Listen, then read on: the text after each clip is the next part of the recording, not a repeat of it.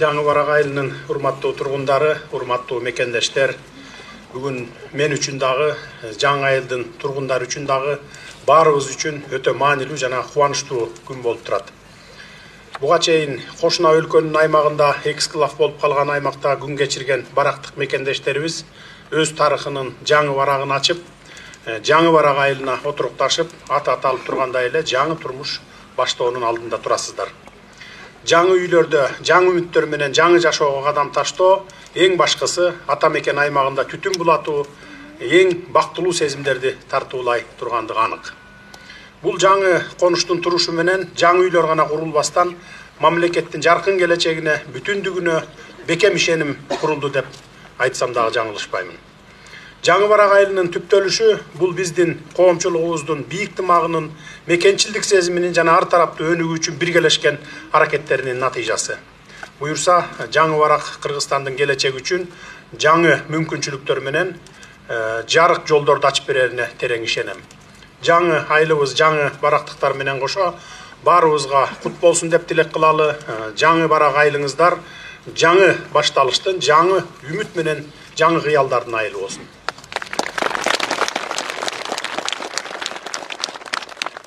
Урматтуу мекендештер, биз өтмүшүбүздү унутуп калбаш үчүн Барак айылынын кечеги күндөрүн эстей жүрүшүбүз керек.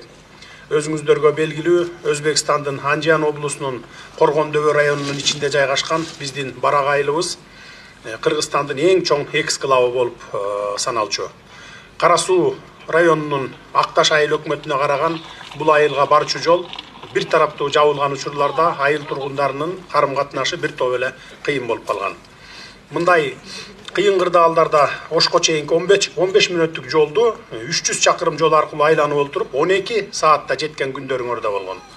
Ал эми өткөрүү пункттарында суукта, шамалда сааттап кезек күтүп текшерүүдөн өткөн күндөрдү азырынча унута элек болушуңуздар керек. Барактыктар өздөрү айылына кирип чыгышканы менен айылга мейманчылап бара турган ага тууган куда сөөктөрү ар дайым эле ээн эркин бара алышчу эмес. Ошондой эле бул айылга айыл чарба техникаларынын ээн эркин кирип чыгышы дагы бир топ убаракерчиликти туш болчу. Өз айылында туруп, мына ушул сыяктуу көйгөйлөрдүн чечилбегендигинен улам барактык туугандарыбыз арыз муңдарын айтпаган атка минерлер калбаса керек эле. Биз кыргыз-өзбек мамлекеттик чек арасын делимитациялоо иштерин баштаганыбызда бул Барак айылынын маселесин кошо көтөрүү менен эксклавда калган айылдын жерин алмашуу жолу менен чечүү жагын колго алганбыз. 2024 жылдын март айында бул көйгөйдү эки өлкөнүн өкмөттөр аралык комиссиясынын кезектеги жолугушуусунда Өзбекстан айылдагы курулмаларды демонтаждоого милдеттенсе, биздин өкмөт айыл элин көчүрүү милдетин алганбыз. Ошентип, жалпы жонунан 208 гектар жер Өзбекстан менен алмашылып, бул жерге мына бүгүн Жаңы Барак айылынын түптө чечими кабыл алынган. Бул дагы биздин тышкы саясатыбыздын туура нукта бараткандыгынын белгиси десек болот. Эзелтен бери ынтымакта жашап келаткан мамлекет, алардын жетекчилери менен ынак коңшулук, боордоштук алакаларыбыздын натыйжасы. Жаңы айылга 101 турак үй курулуп, жер астынан таза суу чыгарылып берилди. Көчөгө шагыл төгүлүп, электр зымдары тартылып, трансформатор коюлуп, электр кубаты жетип олтурат. Айылда социалдык объектилер, бала бакча, мектеп, көп кабаттуу үй, сейил багы, мечит, футбол таласы, жашылдандыруу эске алынган. Келерки жылкы түшүмдүн камын көрүү максатында айдоо аянтчылары бөлүнүп, учурда 50 гектар жерге дыйкандар күздүк буудайын сээп алышты. Урматтуу Жаңы Барак айыл тургундары, түмөн түйшүк көйгөйлөргө карабай, киндик кан тамган жерин таштап кетпей, ушул кезге чейин сабырдын түбү сары алтын деп, туруктуу жашап келген сиздер менен жалпы кыргызстандыктар биз сыймыктанабыз. Себеби ушул дал Барак айылы менен Кыргызстан бүтүн болуп келген. Мынакей эми минтип баарыбыздын бир кездеги кыялдарыбыз орундалып, сиздер жаңы конуштуу болуп олтурасыздар. Ушул жылдын 6 май күнү Жаңы Барак айылынын курулушу башталды эле.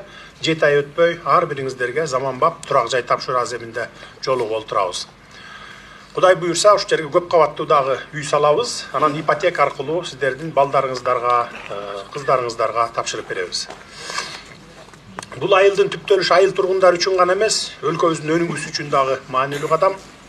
Биз элдин кызыкчылыгын көздөп, туруктуу жана өнүгүүгө бет алган коом курууга бар аракетибизди жумшап келатабыз. Быйыл билесиздер, Кара Кыргыз автоном облусунун түзүлгөндүгүнүн 100 жылдыгын салтанаттуу белгилеп жатабыз. Эгемен Кыргызстаныбыз башат алган бул тарыхый окуянын 100 жылдыгын белгилөө менен катар жаңы барак айылынын түптөлүшү дагы кандайдыр бир деңгээлде символикалуу көрүнүш десек болот. Биз жаңы Кыргызстанды курууга бет алган маалыбызда жаңы барак айылынын түптөлүшү дагы жакшылыкка, ийгиликке, өнүгүүгө төлгө кылып койсок болот. Анда эмесе урматтуу агайын туугандар, жаңы барактын келечеги кең, телегей тең болсун, өрүшүңөр кеңейип, жаңы айылдан агарып көгөрүңүздөр, элибиздин ынтымагы жана биримдиги дайыма бекем болсун. Ар бириңиздерге бакубат жашоо жана жаңы жетишкендиктерди каалаймын. Көңүл бурганыңыздар.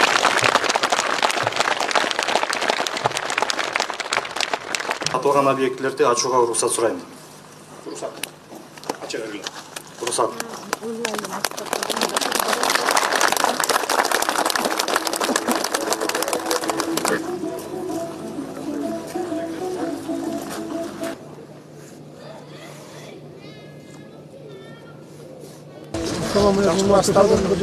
Кут болсун эми жаңы болушуңуздар.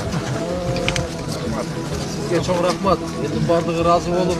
30 yıldan beri çeşitli atkın mesele. Az siz ayıp ketkenде. Эми бул биздин милдетибиз, мамлекеттин милдети. Өз ар бир жаранды караш, көңүл буруш. Эми мына эми өзүңүздүн жерге келип жыргап калдыңыздар го эми. Жаңы жакка баштайсыңар.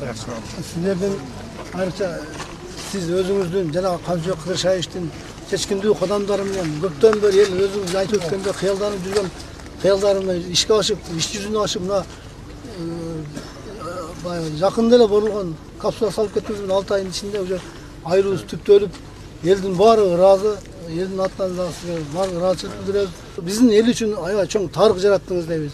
Бизди мындай күтпөгөн, ойлобогон, ушундай убактар болгон, şu айылды таштап чыгып кетишке дагы ыраазы болгон эле бирок элибиздин сабырдуулугу менен, патриоттуулугу менен ушунчалык баягы элди, жерим, мекеним деген өзүбүздүн ортобузда баягы ушундай өзүнүн ынтымакчылык менен ушу эл кармадык. Мына акырында мына сизге окшогон бизге Алла өзү сизге бизде ушундай президент жөнөттү. Ушундай мени берди. Мына азыркы күндө биз аябай ыраазыбыз. Мына заманбап өзүңүз айтып өттүңүз, ушундай жаркыраган үйлөргө кирип жашоону бизге насип кылган экен. Мына бардык ата бабаларыбыздын, өзүнүн элибиздин, журтубуздун ушул кылган дуаларын менен мына ушундай бизге жетишкен жашап отурабыз. Рахмат сизге, чоң элим атынан, журтум атынан бардыгына чоң ыраазычылык билдирем. Рахмат сизге. Эч нерсе эмес. Эң негизгиси ошо элге шарт түзүлүп берип, жыргал жашоодо жашасаңыздар, бизге ошол бакыт. Анан азыр сөзүмдө да айтып кетпедимби? Жана бийик кабаттуу үйлөрдү салабыз. Ушул жанына эле кошуна кылып мен команда бердим, тапшырма бердим. Жакында келип ишти башташат. Анан баягы жетпей калган бир келин, эки келин кармап отургандар да бар да үйдө турабы, бир үйдө. Ошолорго беребиз. Бирок ипотека аркылуу. 20-25 жылга деп туруп. Жакында келип салат. 5 этаж болобу, 9 этаж болобу, эми канча бийик салсак ошончолук жакшы. Рахмат, жакшы болду. Бак курултайда сүйлөгөн аксакал көрүнбөйт го. Биякта. Жакшы, рахмат сизге. Колдоп бергениңизге. Эл журттун бир чоң соогуна калдыңыз. Жиналган элдер Кудай кааласа бүгүн ыраазы болуп, күлүп жайнап отурат. Отурган аксакалдар отуруп алып ата дуасын берип атат сизге. Рахмат. Кабыл болсун. Рахмат сизге. Акасы мезгилде бир идея чыгат, элибиздин атынан. Мына жаңы мектеп курулса, ушуга сиздин атыңызды коелук деген. Вай жок.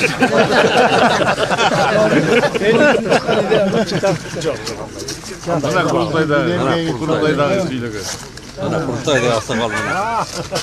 Ассаламу алейкум. Кандай саламат жүрөсүзбү? Жакшы. Өткөндө келгениңизде, ооба.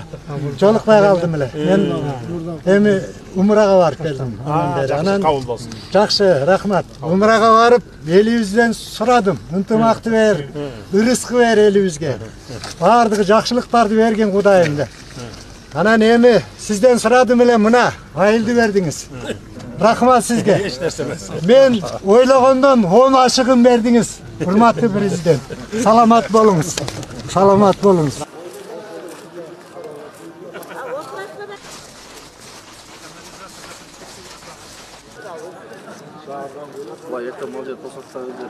Assalomu alaykum. Komşular kutlu olsun. Rahmat. Komşular kutlu olsun. Sağmatsızlar. Sağmatsızlar. Moğuzluktan ne oldu? Baraktan göçüp çıkanlar mı? Sağmatsız. Жақсы mı? Қандай екен үйіңір? Жақсы. Жылулығы қандай? Жылулығы жақсы.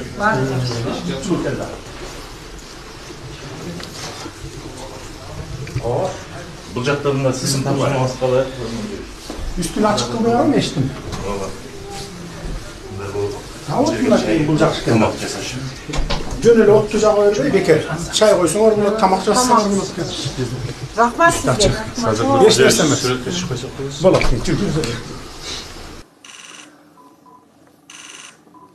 Peki yüzlü. Dost olun. Çakımlar. Sizi kutalayla derim. Kaç balanlar var? 3 balanlar var mı? Ha ne veriyor? Lan o isteyelim hocam. Hop bismillah.